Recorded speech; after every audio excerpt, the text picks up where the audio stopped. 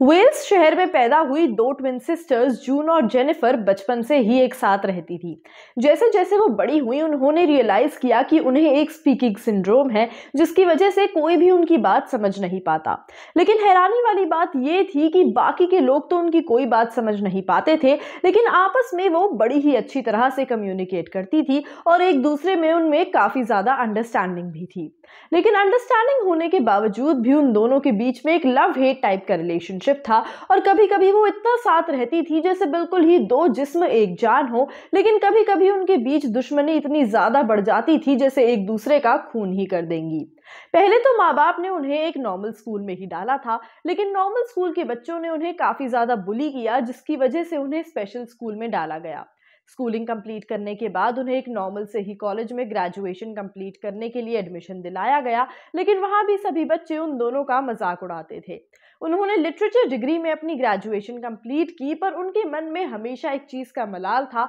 कि वो दुनिया को वैसा ही ट्रीट करना चाहते हैं जैसे कि दुनिया उन्हें ट्रीट करती है। और इसीलिए सबसे पहली बार अपने कॉलेज के सेकेंड ईयर में जब कॉलेज के प्रोफेसर ने ही उन दोनों का मजाक उड़ाया, तब रात के अंधेरे में उन्होंने प्रोफेसर के घर जाकर उसकी हत्या कर दी। अब धीरे धीरे उन दोनों के एंगर इश्यूज बढ़ते गए और उन्होंने काफी सारे क्राइम्स कमिट करना शुरू कर दिया। इसके साथ ही उनकी लिटरेचर डिग्री भी कंप्लीट हो रही थी और उन्होंने अपनी दो बुक्स भी लिखी जो कि काफी अच्छे स्केल पर पब्लिश हुई और ऑडियंस ने भी उन किताबों को काफी ज्यादा पसंद किया। हालांकि वो काफी अलग अलग जॉनर से बिलोंग करती थी और उनकी राइटिंग्स हमेशा सेपरेट ही रहा करती थी, लेकिन एक किताब थी जिस पर वो साथ मिलकर काम कर रही थी, जिसका टाइटल था साइलेंट ट्विंस। साइलेंट ट्विंस एक ऐसी किताब थी जिसमें उन्होंने अपनी बायोग्राफी लिखी थी और उन्होंने इस किताब में यह भी मेंशन किया है कि एक समय पर उन्होंने ये पैक्ट बनाया कि अगर उन दोनों में से किसी एक को भी अपना जीवन शांति से बिताना है तो दूसरी को मरना होगा। साल 1993 में जब वो दोनों 29 साल की थी, तब हार्ट अटैक आने के कारण जून ने जेनिफर के ही कंधों पर अपनी आखिरी सांस ली।